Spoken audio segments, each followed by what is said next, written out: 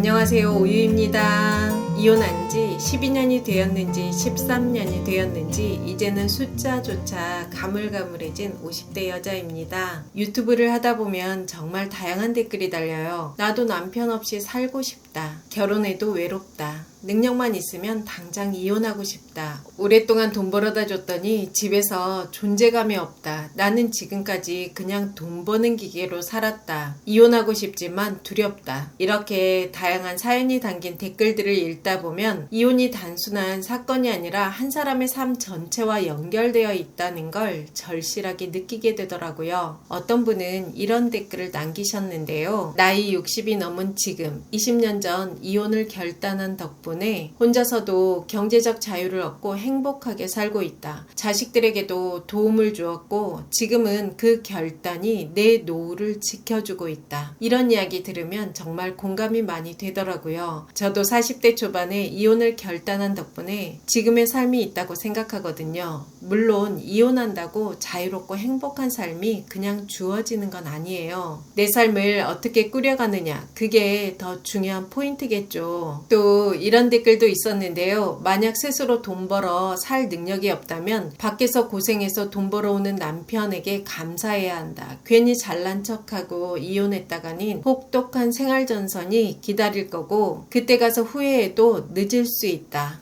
준비 없이 이혼하면 생활이 힘들어질 수 있다는 이야기 같은데요. 경제적 자립이 안 된 상태라면 현실의 장벽은 생각보다 훨씬 더 높을 수 있죠. 하지만 잘난 척 한다는 말은 너무 왜곡된 시선이 아닐까 싶어요. 이혼은 한순간의 변덕이나 허영심이 아니라 오랜 시간 고민 끝에 내린 결단인 경우가 대부분이거든요. 저는 두 가지 목소리 모두가 일리가 있다고 생각합니다. 이혼은 분명히 삶의 또 다른 시작일 수 있지만 리스크가 분명 존재하는 것도 현실이거든요. 여러분 여기까지 보셨다면 인연이 아닐까요? 구독, 좋아요 살짝 눌러주시면 저도 더 열심히 영상 만들어 볼게요. 이런 다양한 목소리를 듣다 보면 결국 결혼과 이혼을 둘러싼 문제는 단순히 이혼을 해야 하느냐 하지 말아야 하느냐의 선택의 문제가 아니라는 생각이 들어요. 더 근본적으로는 내 삶을 내가 주도적으로 살고 있느냐의 문제라는 거죠. 저 역시 이혼을 결심했을 때는 그냥 이 지옥 같은 삶에서 벗어나고 싶다는 마음이 컸었는데요. 시간이 지나 돌아보니 그 선택은 결국 내 삶을 내가 주도적으로 살겠다는 결단이기도 했더라고요. 어떻게 생각하면 짧고 또 어떻게 생각하면 긴 게 남은 삶이잖아요. 이대로 사는 게 맞는 걸까? 저도 그런 생각을 수도 없이 했었어요. 앞으로 남은 시간은 어떻게 살아야 할까? 이런 생각 중년이 되면 많이 하게 되는데요. 부부 사이에 갈등이 많거나 인생에 고민이 있을 때 더 하게 되죠. 심리학자 에릭 에릭슨은 중년의 시기를 생산성 대 침체감의 시기라고 불렀는데요. 내 삶을 다시 돌아보고 앞으로 어떤 의미 있는 삶을 살고 싶은지 고민하는 단계라는 거죠. 저는 황혼이혼이 늘어나는 이유도 이 심리와 맞닿아 있다고 생각하는데요. 그동안은 남을 위해 살아왔다면 이제라도 나를 위해 살고 싶다는 마음. 그런데 배우자와의 관계에서 그 답을 찾지 못하면 결국 새로운 선택을 하게 되는 거죠. 예전에는 참고 살다가 인생이 끝났지만 이제는 평균 수명이 80세, 90세잖아요. 앞으로 남은 20년, 30년을 이렇게 살 수는 없다는 생각이 드니까 늦은 나이에도 이혼을 결심하는 분들이 많아지는 거죠. 그런데 여기서 한 가지 더 생각해 볼 점이 있어요. 많은 분들이 내 삶을 주도적으로 살고 싶다고 말하지만 막상 이혼을 하고 나서도 홀로서기를 하지 못하는 경우도 있더라고요. 혼자가 주는 두려움과 외로움 때문에 결국 또다시 누군가에게 기대고 싶어지는 거죠. 그래서 어떤 여성분들은 존경할 수 있는 남자를 찾아요. 능력 있고 믿음직한 남자 옆에 서면 내가 더 안정되고 내 삶도 존중받는 것처럼 느껴지잖아요. 한국 현실에서 전문직, 대기업, 공기업 다니는 남자가 선호되는 것도 같은 이유가 아닐까 싶어요. 단순히 연봉 때문만이 아니라 안정성과 사회적 신뢰 그리고 삶의 안정망을 상징하기 때문이죠. 하지만 저는 이런 생각도 해보게 됩니다. 존경이라는 건 사실 멀리서 바라볼 때 더 쉽게 생기는 게 아닐까요? 멀리서 보면 그 사람이 멋져 보이고 대단해 보이지만 한 집에서 매일 부딪히면서 부딪히며 살다 보면 코 고는 습관, 성격의 단점, 생활 속 허술함까지 다 드러나게 되죠. 그걸 다 보고도 여전히 존경스럽다고 말할 수 있을까요? 저는 그건 너무 큰 기대일 수 있다고 생각해요. 그래서 부부관계에서 정말 중요한 건 존경심이 아니라 서로의 단점을 알면서도 인정하고 존중하는 마음이 아닐까 싶어요. 존경은 거리를 두었을 때 가능하지만 가까운 관계에서는 존중과 배려가 훨씬 더 필요한 것 같아요. 결국 존경할 수 있는 남자를 찾는다는 건 겉으로는 새로운 출발처럼 보일 수 있지만 사실은 또 다른 의존의 형태일 수 있죠. 그래서 저는 이렇게 정리하고 싶어요. 정말 중요한 건 존경할 만한 상대를 만나느냐, 안정적인 사람을 찾느냐가 아니라 내가 혼자서도 설 수 있는 힘을 갖고 있느냐 하는 거죠. 홀로 설 수 있는 힘이 있을 때 맺는 관계는 의존이 아니라 선택이 되고 그때야 비로소 진짜 자유로운 사랑이 가능해지더라고요. 가끔 어떤 여성분들은 이런 말씀을 하세요. 남편이 습관적으로 외도하고 심지어 폭력까지 휘두르는데도 그냥 참고 산다는 거예요. 왜냐하면 그놈이 그놈이다. 재혼도 어렵다. 차라리 그냥 산다는 거죠. 저는 이게 바로 홀로서기 하지 못한 사고방식이라고 생각합니다. 내가 내 힘으로 설 수 있다는 자신감이 없으니까 불행한 관계에도 스스로를 묶어두는 거예요. 많은 분들이 자녀를 위해서, 가정을 위해서라고 하지만 결국 내 삶을 포기하는 거랑 다르지 않다고 봐요.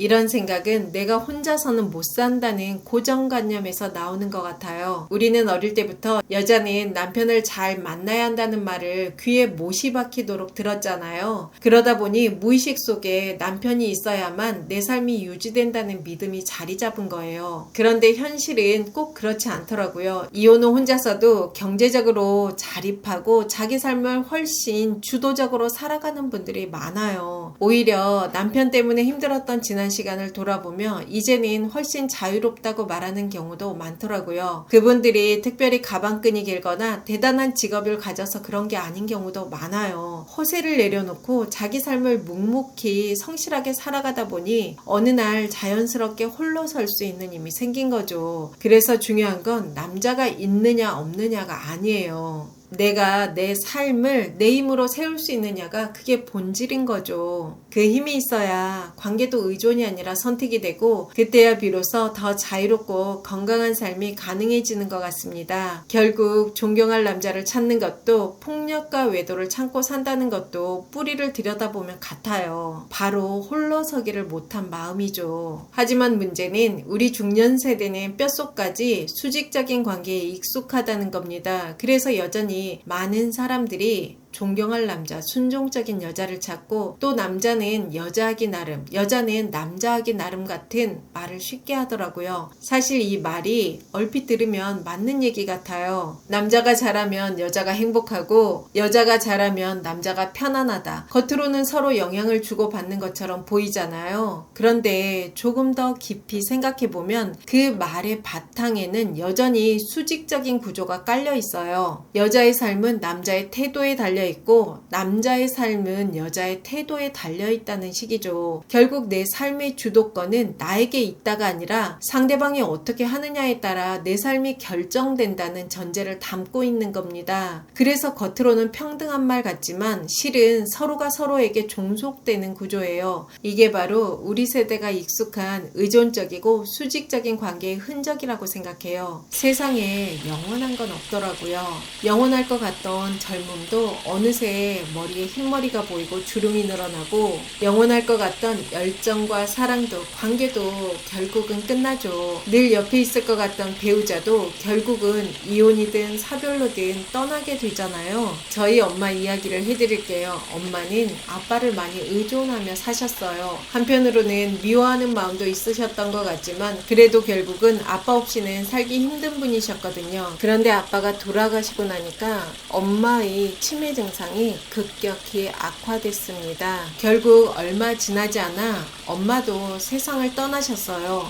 심리학에서는 배우자에게 지나치게 의존하며 살던 분들이 배우자를 잃으면 인지 기능이 급격하게 떨어지거나 공허함을 메우기 위해 종교나 정치에 과몰입하기도 한다고 해요. 그런데 여기서 또 한 가지 현상이 있습니다. 바로 새로운 상대를 급하게 찾는 경우예요. 배우자라는 든든한 기둥이 사라지는 순간 혼자라는 공허함을 감당하지 못해서 곧바로 누군가에게 기대고 싶어지는 거죠. 이건 단순한 욕망이라기보다 상실에서 오는 불안과 두려움을 달래기 위한 심리적 반응이라고 볼 수 있죠. 그래서 어떤 분들은 종교나 정치에 과몰입하고 또 어떤 분들은 새로운 파트너를 급하게 찾아 나서기도 하는 거예요. 다양한 방식이지만 결국 뿌리는 같아요. 나는 혼자 살 힘이 없다는 불안에서 비롯된 보상 심리라는 거죠. 살아보니까 결국 답은 여기에 있더라고요. 인생의 많은 괴로움은 홀로 서지 못하는 데서 시작되고 홀로 설 수 있을 때 인생의 많은 문제가 자연스럽게 해결되더라고요. 여러분, 홀로 서면 불안이 줄어들고 생각보다 훨씬 삶이 평온해집니다. 인간답게 살려면 홀로 서야 해요. 저도 머리로는 알고 있었지만 저희 엄마의 삶을 보면서 그게 얼마나 중요한 건지 더 뚜렷하게 알게 됐어요. 누구에게 기대지 않고 내 삶을 꾸려갈 수 있는 게 저를 많이 단단하게 만들었습니다. 저는 여전히 배우면서 더 견고하게 제 삶을 세워가고 있는 중이에요. 다만 홀로 서는 건 하루아침에 되는 게 아니더라고요. 한국 사람들은 뭔가 한 방을 좋아하는 것 같은데요. 투자도 단기간에 대박나길 바라거나 연애나 결혼, 심지어 인생까지도 한 번에 확 바뀌길 원하잖아요. 하지만 인생은 그렇게 흘러가지 않더라고요. 세계적인 투자가 워렌 버핏도 하루아침에 부자가 된 게 아니죠. 버핏이 지금의 자산을 이루기까지는 수십 년 동안 꾸준히 투자하고 기다린 시간이 있었어요. 실제로 버핏은 11세에 투자를 시작했고 막대한 분은 60대 이후 복리효과가 본격적으로 작동하면서 만들어진 거라고 합니다. 저는 인생도 비슷하다고 생각하는데요. 홀로서기 역시 한 방에 되는 게 아니라 하루하루 성실하게 살아내는 과정 속에서 조금씩 쌓여가는 거죠.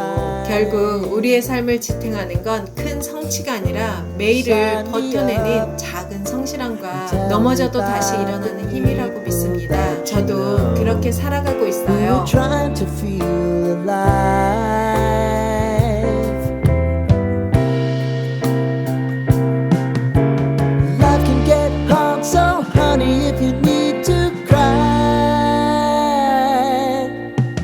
Come share my pillow and rain.